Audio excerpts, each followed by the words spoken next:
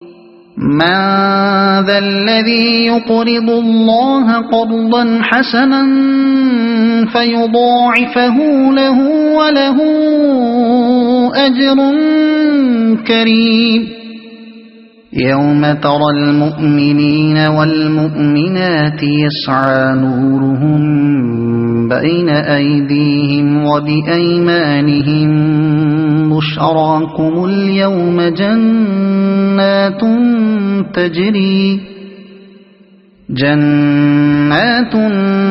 تجري من تحتها الأنهار خالدين فيها ذلك هو الفوز العظيم۔ کون ہے جو اللہ کو قرض دے اچھا قرض تاکہ اللہ اسے کئی گنا بڑھا کر واپس دے، اور اس کے لیے بہترین اجر ہے اس دن جبکہ تم مومن مردوں اور عورتوں کو دیکھو گے کہ ان کا نور ان کے آگے آگے اور ان کے دائیں جانب دوڑ رہا ہوگا۔ ان سے کہا جائے گا کہ آج بشارت ہے تمہارے لیے، جنتیں ہوں گی جن کے نیچے نہریں بہ رہی ہوں گی، جن میں وہ ہمیشہ رہیں گے، یہی ہے بڑی کامیابی، بہترین اجر ہے۔ یہ اللہ تعالیٰ کی شان کریمی ہے کہ آدمی اگر اس کے بخشے ہوئے مال کو اسی کی راہ میں صرف کرے تو اسے وہ اپنے ذمے قرض قرار دیتا ہے، بشرطی کہ وہ قرض حسن یعنی اچھا قرض ہو، یعنی خالص نیت کے ساتھ کسی ذاتی غرض کے بغیر دیا جائے، کسی قسم کی ریاکاری اور شہرت و ناموری کی طلب اس میں شامل نہ ہو، اسے دے کر کسی پر احسان نہ جتایا جائے، اس کا دینے والا صرف اللہ کی رضا کے لیے دے اور اس کے سوا کسی کے اجر اور کسی کی خوشنودی پر نگاہ نہ رکھے۔ اس قرض کے متعلق اللہ کے دو وعدے ہیں، ایک یہ کہ وہ اس کو کئی گنا بڑھا چڑھا کر واپس دے گا، دوسرے یہ کہ وہ اس پر اپنی طرف سے بہترین اجر بھی عطا فرمائے گا۔ حدیث میں حضرت عبداللہ بن مسعود کی روایت ہے کہ جب یہ آیت نازل ہوئی اور حضور کی زبان مبارک سے لوگوں نے اس کو سنا تو حضرت ابو الدہداء انصاری نے عرض کیا، یا رسول اللہ، کیا اللہ تعالی ہم سے قرض چاہتا ہے؟ حضور نے جواب دیا، ہاں اے ابو الدہداء۔ انہوں نے کہا، ذرا اپنا ہاتھ مجھے دکھائیے۔ آپ نے اپنا ہاتھ ان کی طرف بڑھا دیا، انہوں نے آپ کا ہاتھ اپنے ہاتھ میں لے کر کہا، میں نے اپنے رب کو اپنا باغ قرض دے دیا۔ حضرت عبداللہ بن مسعود فرماتے ہیں کہ اس باغ میں کھجور کے 600 درخت تھے، اسی میں ان کا گھر تھا، وہیں ان کے بال بچے رہتے تھے۔ رسول اللہ صلی اللہ علیہ وسلم سے یہ بات کر کے وہ سیدھے گھر پہنچے اور بیوی کو پکار کر کہا، دہدہ کی ماں نکل آؤ، میں نے یہ باغ اپنے رب کو قرض دے دیا ہے۔ وہ بولیں، تم نے نفع کا سودا کیا دہدہ کے باپ، اور اسی وقت اپنا سامان اور اپنے بچے لے کر باغ سے نکل گئیں۔ ابن ابی حاتم۔ اس واقعے سے اندازہ ہوتا ہے کہ مخلص اہل ایمان کا طرز عمل اس وقت کیا تھا، اور اسی سے یہ بات بھی سمجھ میں آ سکتی ہے کہ وہ کیسا قرض حسن ہے جسے کئی گنا بڑھا کر واپس دینے اور پھر اوپر سے اجر کریم عطا کرنے کا اللہ تعالیٰ نے وعدہ فرمایا ہے۔ دائیں جانب دوڑ رہا ہوگا۔ اس آیت اور بعد والی آیات سے معلوم ہوتا ہے کہ میدان حشر میں نور صرف مومنین صالحین کے لیے مخصوص ہوگا، رہ کفار و منافقین اور فساق و فجار تو وہ وہاں بھی اسی طرح تاریکی میں بھٹک رہے ہوں گے جس طرح دنیا میں بھٹکتے رہے تھے۔ وہاں روشنی جو کچھ بھی ہوگی صالح عقیدے اور صالح عمل کی ہوگی، ایمان کی صداقت اور سیرت و کردار کی پاکیزگی ہی نور میں تبدیل ہو جائے گی، جس سے نیک بندوں کی شخصیت جگمگا اٹھے گی۔ جس شخص کا عمل جتنا تابندہ ہوگا اس کے وجود کی روشنی اتنی ہی زیادہ تیز ہوگی، اور جب وہ میدان حشر سے جنت کی طرف چلے گا تو اس کا نور اس کے آگے آگے دوڑ رہا ہوگا۔ اس کی بہترین تشریح قتادہ کی وہ مرسل روایت ہے جس میں وہ کہتے ہیں کہ رسول اللہ صلی اللہ علیہ وسلم نے فرمایا، کسی کا نور اتنا تیز ہوگا کہ مدینے سے عدن تک کی مسافت کے برابر فاصلے تک پہنچ رہا ہوگا، اور کسی کا نور مدینے سے صنعا تک، اور کسی کا اس سے کم، یہاں تک کہ کوئی مومن ایسا بھی ہوگا جس کا نور اس کے قدموں سے آگے نہ بڑھے گا۔ ابن جریر۔ بالفاظ دیگر، جس کی ذات سے دنیا میں جتنی بھلائی پھیلی ہوگی اس کا نور اتنا ہی تیز ہوگا۔ اور جہاں جہاں تک دنیا میں اس کی بھلائی پہنچی ہوگی، میدان حشر میں اتنی ہی مسافت تک اس کے نور کی شعاعیں دوڑ رہی ہوں گی۔ یہاں ایک سوال آدمی کے ذہن میں کھٹک پیدا کر سکتا ہے، وہ یہ کہ آگے آگے نور کا دوڑنا تو سمجھ میں آتا ہے، مگر نور کا صرف دائیں جانب دوڑنا کیا معنی؟ کیا ان کے بائیں جانب تاریکی ہوگی؟ اس کا جواب یہ ہے کہ اگر ایک شخص اپنے دائیں ہاتھ پر روشنی لیے چل رہا ہو تو اس سے روشن تو بائیں جانب بھی ہوگی، مگر امر واقعہ یہی ہوگا کہ روشنی اس کے دائیں ہاتھ پر ہے۔ اس بات کی وضاحت نبی صلی اللہ علیہ وسلم کی وہ حدیث کرتی ہے جسے حضرت ابو ذر اور ابو الدرداء نے روایت کیا ہے۔ آپ نے فرمایا، عارفہم بنورہم الذی یسعی بین ایدیہم وعن ایمانہم وعن شمائلہم، یعنی میں اپنی امت کے صالحین کو وہاں ان کے اس نور سے پہچانوں گا جو ان کے آگے اور ان کے دائیں اور بائیں دوڑ رہا ہوگا۔ حاکم ابن ابی حاتم ابن مردویہ۔ يوم يقول المنافقون والمنافقات للذين آمنوا انظرونا نقتبس من نوركم قيل ارجعوا وراءكم فالتمسوا نورا فضرب بينهم بسور له باب باطنه فيه الرحمة وظاهره من قبله العذاب۔ اس روز منافق مردوں اور عورتوں کا حال یہ ہوگا کہ وہ مومنوں سے کہیں گے، ذرا ہماری طرف دیکھو تاکہ ہم تمہارے نور سے کچھ فائدہ اٹھائیں، مگر ان سے کہا جائے گا پیچھے ہٹ جاؤ، اپنا نور کہیں اور تلاش کرو۔ پھر ان کے درمیان ایک دیوار حائل کر دی جائے گی جس میں ایک دروازہ ہوگا، اس دروازے کے اندر رحمت ہوگی اور باہر عذاب۔ کچھ فائدہ اٹھائیں۔ مطلب یہ ہے کہ اہل ایمان جب جنت کی طرف جا رہے ہوں گے تو روشنی ان کے آگے ہوگی اور پیچھے منافقین اندھیرے میں ٹھوکریں کھا رہے ہوں گے۔ اس وقت وہ ان اہل ایمان کو جو دنیا میں ان کے ساتھ ایک ہی مسلم معاشرے میں رہتے تھے پکار پکار کر کہیں گے کہ ذرا ہماری طرف پلٹ کر دیکھو تاکہ ہمیں بھی کچھ روشنی مل جائے۔ اور باہر عذاب۔ اس کا مطلب یہ ہے کہ اہل جنت اس دروازے سے جنت میں داخل ہو جائیں گے اور دروازہ بند کر دیا جائے گا۔ دروازے کے ایک طرف جنت کی نعمتیں ہوں گی اور دوسری طرف دوزخ کا عذاب۔ منافقین کے لیے اس حد فاصل کو پار کرنا ممکن نہ ہوگا جو ان کے اور جنت کے درمیان حائل ہوگی۔ ينادونهم ألم نكن معكم قالوا بلى ولكنكم فتنتم أنفسكم وتربصتم وارتبتم وغرتكم الأماني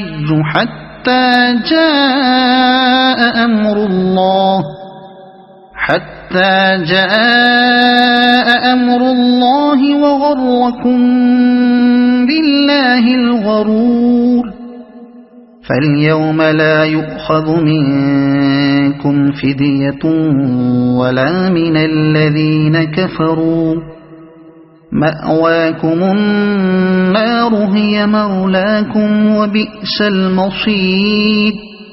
وہ مومنوں سے پکار پکار کر کہیں گے، کیا ہم تمہارے ساتھ نہ تھے؟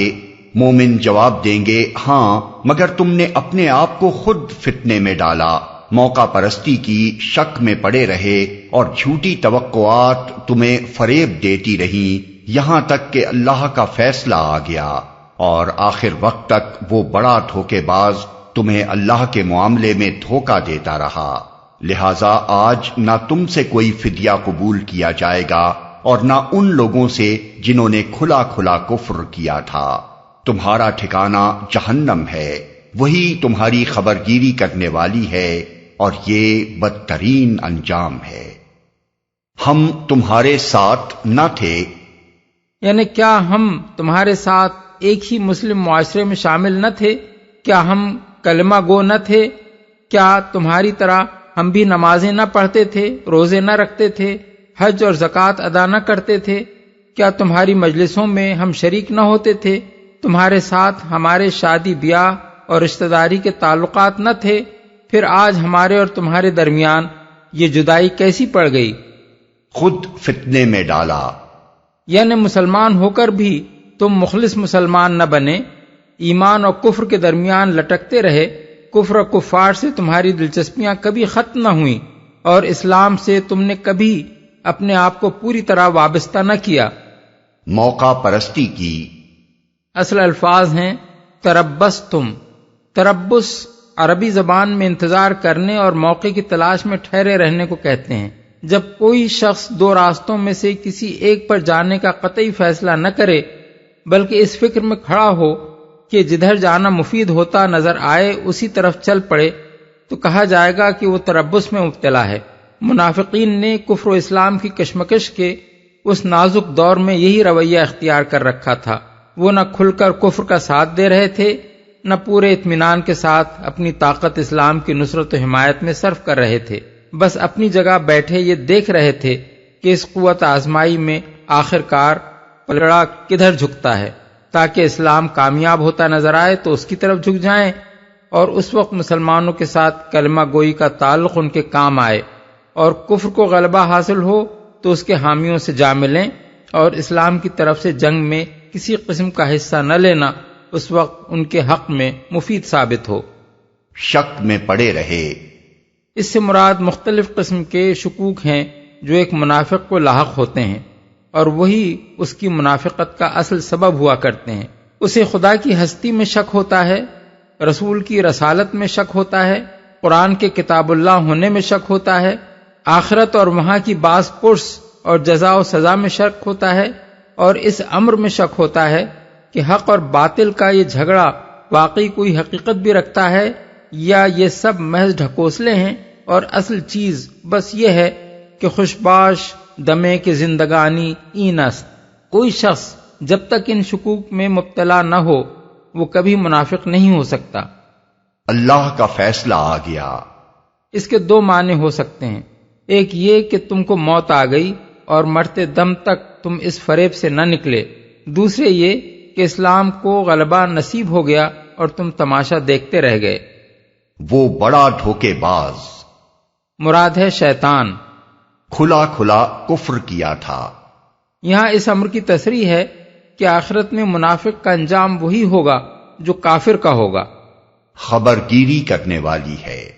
اصل الفاظ ہیں ہیا مولاکم، یعنی دوزخ ہی تمہاری مولا ہے۔ اس کے دو مطلب ہو سکتے ہیں، ایک یہ کہ وہی تمہارے لیے موزوں جگہ ہے، دوسرے یہ کہ اللہ کو تو تم نے اپنا مولا بنایا نہیں کہ وہ تمہاری خبرگیری کرے، اب تو دوزخ ہی تمہاری مولا ہے، وہی تمہاری خوب خبرگیری کرے گی۔ أَلَمْ يَأْنِ لِلَّذِينَ آمَنُوا أَن تَخْشَعَ قُلُوبُهُمْ لِذِكْرِ اللَّهِ وَمَا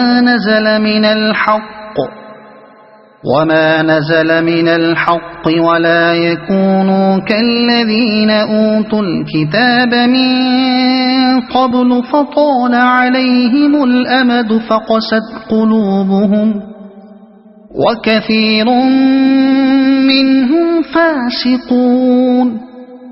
کیا ایمان لانے والوں کے لیے ابھی وہ وقت نہیں آیا کہ ان کے دل اللہ کے ذکر سے پگھلیں اور اس کے نازل کردہ حق کے آگے جھکیں، اور وہ ان لوگوں کی طرح نہ ہو جائیں جنہیں پہلے کتاب دی گئی تھی، پھر ایک لمبی مدت ان پر گزر گئی تو ان کے دل سخت ہو گئے اور آج ان میں سے اکثر فاسق بنے ہوئے ہیں۔ حق کے آگے جھکیں۔ یہاں پھر ایمان لانے والوں کے الفاظ تو عام ہیں، مگر ان سے مراد تمام مسلمان نہیں بلکہ مسلمانوں کا وہ خاص گروہ ہے جو ایمان کا اقرار کر کے رسول اللہ صلی اللہ علیہ وسلم کے ماننے والوں میں شامل ہو گیا تھا، اور اس کے باوجود اسلام کے درد سے اس کا دل خالی تھا، آنکھوں سے دیکھ رہا تھا کہ کفر کی تمام طاقتیں اسلام کو مٹا دینے پر تلی ہوئی ہیں، چاروں طرف سے انہوں نے اہل ایمان کی مٹھی بھر جماعت پر نرغہ کر رکھا ہے۔ عرب کی سرزمین میں جگہ جگہ مسلمان تختہ مشق ستم بنائے جا رہے ہیں، ملک کے گوشے گوشے سے مظلوم مسلمان سخت بے سر و سامانی کی حالت میں پناہ لینے کے لیے مدینے کی طرف بھاگے چلے آ رہے ہیں۔ مخلص مسلمانوں کی کمر ان مظلوموں کو سہارا دیتے دیتے ٹوٹی جا رہی ہے، اور دشمنوں کے مقابلے میں بھی یہی مخلص مومن سربکف ہیں، مگر یہ سب کچھ دیکھ کر بھی ایمان کا دعویٰ کرنے والا یہ گروہ ٹس سے مس نہیں ہو رہا تھا۔ اس پر ان لوگوں کو شرم دلائی جا رہی ہے کہ تم کیسے ایمان لانے والے ہو؟ اسلام کے لیے حالات نزاکت کی اس حد کو پہنچ چکے ہیں، کیا اب بھی وہ وقت نہیں آیا کہ اللہ کا ذکر سن کر تمہارے دل پگھلیں اور اس کے دین کے لیے تمہارے دلوں میں ایثار و قربانی اور سرفروشی کا جذبہ پیدا ہو؟ کیا ایمان لانے والے ایسے ہی ہوتے ہیں کہ اللہ کے دین پر برا وقت آئے اور وہ اس کی ذرا سی ٹیس بھی اپنے دل میں محسوس نہ کریں؟ اللہ کے نام پر انہیں پکارا جائے اور وہ اپنی جگہ سے ہلیں تک نہیں۔ اللہ اپنی نازل کردہ کتاب میں خود چندے کی اپیل کرے اور اسے اپنے ذمے قرض قرار دے، اور صاف صاف یہ بھی سنا دے کہ ان حالات میں جو اپنے مال کو میرے دین سے عزیز تر رکھے گا وہ مومن نہیں بلکہ منافق ہوگا۔ اس پر بھی ان کے دل نہ خدا کے خوف سے کانپیں نہ اس کے حکم کے آگے جھکیں۔ فاسق بنے ہوئے ہیں، یعنی یہود و نصارہ تو اپنے انبیاء کے سینکڑوں برس بعد آج تمہیں اس بے حسی اور روح کی مردنی اور اخلاق کی پستی میں مبتلا نظر آ رہے ہیں۔ کیا تم اتنے گئے گزرے ہو کہ ابھی رسول تمہارے سامنے موجود ہے، خدا کی کتاب نازل ہو رہی ہے، تمہیں ایمان لائے کچھ زیادہ زمانہ بھی نہیں گزرا ہے، اور ابھی سے تمہارا حال وہ ہو رہا ہے جو صدیوں تک خدا کے دین اور اس کی آیات سے کھیلتے رہنے کے بعد یہود و نصارہ کا ہوا ہے۔ اعلموا ان اللہ یحیی الارض بعد موتها قد بینا لکم الآیات لعلکم تعقلون۔ خوب جان لو کہ اللہ زمین کو اس کی موت کے بعد زندگی بخشتا ہے۔ ہم نے نشانیاں تم کو صاف صاف دکھا دی ہیں، شاید کہ تم عقل سے کام لو۔ یہاں جس مناسبت سے یہ بات ارشاد ہوئی ہے اس کو اچھی طرح سمجھ لینا چاہیے۔ قرآن مجید میں متعدد مقامات پر نبوت اور کتاب کے نزول کو بارش کی برکات سے تشبیہ دی گئی ہے، کیونکہ انسانیت پر اس کے وہی اثرات مترتب ہوتے ہیں جو زمین پر بارش کے ہوا کرتے ہیں۔ جس طرح مردہ پڑی ہوئی زمین باران رحمت کا ایک چھینٹا پڑتے ہی لہلہا اٹھتی ہے، اسی طرح جس ملک میں اللہ کی رحمت سے ایک نبی مبعوث ہوتا ہے اور وحی و کتاب کا نزول شروع ہوتا ہے، وہاں مری ہوئی انسانیت یکایک جی اٹھتی ہے، اس کے وہ جوہر کھلنے لگتے ہیں جنہیں زمانہ ہائے دراز سے جاہلیت نے پیوند خاک کر رکھا تھا۔ اس کے اندر سے اخلاق فاضلہ کے چشمے پھوٹنے لگتے ہیں اور خیرات و حسنات کے گلزار لہلہانے لگتے ہیں۔ اس حقیقت کی طرف جس غرض کے لیے یہاں اشارہ کیا گیا ہے وہ یہ ہے کہ ضعیف الایمان مسلمانوں کی آنکھیں کھلیں اور وہ اپنی حالت پر غور کریں۔ نبوت اور وحی کے باران رحمت سے انسانیت جس شان سے از سر نو زندہ ہو رہی تھی اور جس طرح اس کا دامن برکات سے مالا مال ہو رہا تھا، وہ ان کے لیے کوئی دور کی داستان نہ تھی۔ وہ خود اپنی آنکھوں سے صحابہ کرام کے پاکیزہ معاشرے میں اس کا مشاہدہ کر رہے تھے، رات دن اس کا تجربہ ان کو ہو رہا تھا۔ جاہلیت بھی اپنے تمام مفاسد کے ساتھ ان کے سامنے موجود تھی، اور اسلام سے پیدا ہونے والے محاسن بھی ان کے مقابلے میں اپنی پوری بہار دکھا رہے تھے۔ اس لیے ان کو تفصیل کے ساتھ یہ باتیں بتانے کی کوئی حاجت نہ تھی، بس یہ اشارہ کر دینا کافی تھا کہ مردہ زمین کو اللہ اپنے باران رحمت سے کس طرح زندگی بخشتا ہے۔ اس کی نشانیاں تم کو صاف صاف دکھا دی گئی ہیں، اب تم خود عقل سے کام لے کر اپنی حالت پر غور کر لو کہ اس نعمت سے تم کیا فائدہ اٹھا رہے ہو۔ ان المصدقین والمصدقات واقرضوا اللہ قرضا حسنا یضاعف لهم ولهم اجر کریم۔ مردوں اور عورتوں میں سے جو لوگ صدقات دینے والے ہیں اور جنہوں نے اللہ کو قرض حسن دیا ہے، ان کو یقیناً کئی گنا بڑھا کر دیا جائے گا اور ان کے لیے بہترین اجر ہے۔ صدقات صدقہ اردو زبان میں تو بہت ہی برے معنوں میں بولا جاتا ہے، مگر اسلام کی اصطلاح میں یہ اس عطیے کو کہتے ہیں جو سچے دل اور خالص نیت کے ساتھ محض اللہ کی خوشنودی کے لیے دیا جائے، جس میں کوئی ریاکاری نہ ہو، کسی پر احسان نہ جتایا جائے، دینے والا صرف اس لیے دے کہ وہ اپنے رب کے لیے عبودیت کا سچا جذبہ رکھتا ہے۔ یہ لفظ صدق سے ماخوذ ہے، اس لیے صداقت عین اس کی حقیقت میں شامل ہے۔ کوئی عطیہ اور کوئی صرف مال اس وقت تک صدقہ نہیں ہو سکتا جب تک اس کی تہ میں انفاق فی سبیل اللہ کا خالص اور بے کھوٹ جذبہ موجود نہ ہو۔ والذین آمنوا باللہ ورسلہ اولئک هم الصدیقون والشہداء عند ربهم لهم اجرهم ونورهم والذین کفروا وکذبوا بآیاتنا اولئک اصحاب الجحیم۔ اور جو لوگ اللہ اور اس کے رسولوں پر ایمان لائے ہیں وہی اپنے رب کے نزدیک صدیق اور شہید ہیں، ان کے لیے ان کا اجر اور ان کا نور ہے، اور جن لوگوں نے کفر کیا ہے اور ہماری آیات کو جھٹلایا ہے وہ دوزخی ہیں۔ رسولوں پر ایمان لائے ہیں، یہاں ایمان لانے والوں سے مراد وہ صادق الایمان لوگ ہیں جن کا طرز عمل جھوٹے مدعیان ایمان اور ضعیف الایمان لوگوں سے بالکل مختلف تھا، جو اس وقت ایک دوسرے سے بڑھ کر مالی قربانیاں دے رہے تھے اور اللہ کے دین کی خاطر جانیں لڑا رہے تھے۔ صدیق یہ صدق کا مبالغہ ہے، صادق سچا اور صدیق نہایت سچا، مگر یہ بات اچھی طرح سمجھ لینی چاہیے کہ صدق محض سچے اور مطابق حقیقت قول کو نہیں کہتے، بلکہ اس کا اطلاق صرف اس قول پر ہوتا ہے جو بجائے خود بھی سچا ہو اور جس کا قائل بھی سچے دل سے اس حقیقت کو مانتا ہو جسے وہ زبان سے کہہ رہا ہے۔ مثلا ایک شخص اگر کہے کہ محمد صلی اللہ علیہ وسلم اللہ کے رسول ہیں تو یہ بات بجائے خود عین حقیقت کے مطابق ہے، کیونکہ آپ واقعی اللہ کے رسول ہیں، لیکن وہ شخص اپنے اس قول میں صادق صرف اسی وقت کہا جائے گا جبکہ اس کا اپنا عقیدہ بھی یہی ہو کہ آپ اللہ کے رسول ہیں۔ لہذا صدق کے لیے ضروری ہے کہ قول کی مطابقت حقیقت کے ساتھ بھی ہو اور قائل کے ضمیر کے ساتھ بھی۔ اسی طرح صدق کے مفہوم میں وفا اور خلوص اور عملی راست بازی بھی شامل ہے۔ صادق الوعد یعنی وعدے کا سچا اس شخص کو کہیں گے جو عملاً اپنا وعدہ پورا کرتا ہو اور کبھی اس کی خلاف ورزی نہ کرتا ہو۔ صدیق سچا دوست اسی کو کہا جائے گا جس نے آزمائش کے مواقع پر دوستی کا حق ادا کیا ہو اور کبھی آدمی کو اس سے بے وفائی کا تجربہ نہ ہوا ہو۔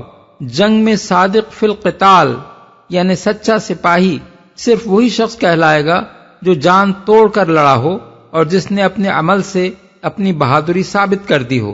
پس صدق کی حقیقت میں یہ بات بھی شامل ہے کہ قائل کا عمل اس کے قول سے مطابقت رکھتا ہو۔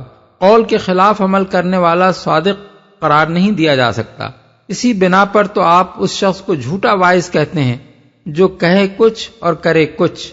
اب غور کرنا چاہیے کہ یہ تعریف جب صدق اور صادق کی ہے تو مبالغے کے صیغے میں کسی کو صدیق کہنے کا کیا مطلب ہوگا؟ اس کے معنی لازماً ایسے راست باز آدمی کے ہیں جس میں کوئی کھوٹ نہ ہو، جو کبھی حق اور راستی سے نہ ہٹا ہو، جس سے یہ توقع ہی نہ کی جا سکتی ہو کہ وہ کبھی اپنے ضمیر کے خلاف کوئی بات کہے گا، جس نے کسی بات کو مانا ہو تو پورے خلوص کے ساتھ مانا ہو، اس کی وفاداری کا حق ادا کیا ہو اور اپنے عمل سے ثابت کر دیا ہو کہ وہ فی الواقع ویسا ہی ماننے والا ہے جیسا کہ ایک ماننے والے کو ہونا چاہیے۔ شہید اس آیت کی تفسیر میں اکابر مفسرین کے درمیان اختلاف ہے۔ ابن عباس، مسروق، ضحاک، مقاتل بن حیان وغیرہ کہتے ہیں کہ اولئک هم الصدیقون پر ایک جملہ ختم ہو گیا، اس کے بعد والشہداء عند ربہم لہم اجرہم ونورہم ایک الگ مستقل جملہ ہے۔ اس تفسیر کے لحاظ سے آیت کا ترجمہ یہ ہوگا کہ جو لوگ اللہ اور اس کے رسولوں پر ایمان لائے ہیں وہی صدیق ہیں، اور شہداء کے لیے ان کے رب کے ہاں ان کا اجر اور ان کا نور ہے۔ بخلاف اس کے مجاہد اور متعدد دوسرے مفسرین اس پوری عبارت کو ایک ہی جملہ مانتے ہیں، اور ان کی تفسیر کے لحاظ سے ترجمہ وہ ہوگا جو اوپر ہم نے متن میں کیا ہے۔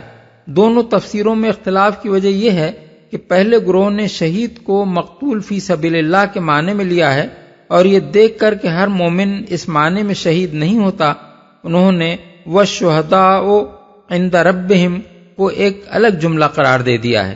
مگر دوسرا گروہ شہید کو مقتول فی سبیل اللہ کے معنی میں نہیں بلکہ حق کی گواہی دینے والے کے معنی میں لیتا ہے، اور اس لحاظ سے ہر مومن شہید ہے۔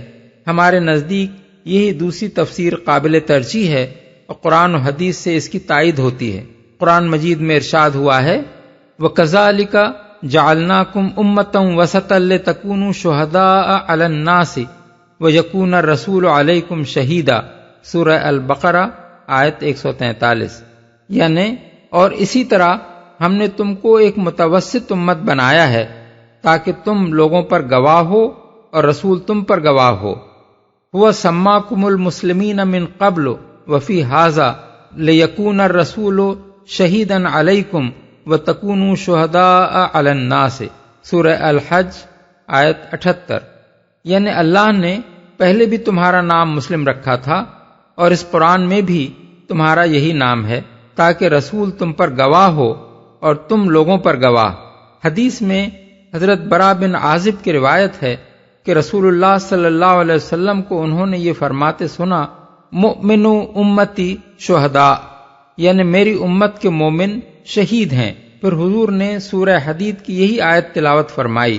ابن جریر ابن مردوین نے اسی معنی میں حضرت ابو الدرداء سے یہ روایت نقل کی ہے کہ رسول اللہ صلی اللہ علیہ وسلم نے فرمایا من فر بدینہ من ارض مخافت الفتنۃ علی نفسہ ودینہ کتب عند اللہ صدیقا فاذا مات قبضہ اللہ شہیدا ثم تلا ہذہ الآیہ، یعنی جو شخص اپنی جان اور اپنے دین کو فتنے سے بچانے کے لیے کسی سرزمین سے نکل جائے وہ اللہ کے ہاں صدیق لکھا جاتا ہے، اور جب وہ مرتا ہے تو اللہ شہید کی حیثیت سے اس کی روح قبض فرماتا ہے۔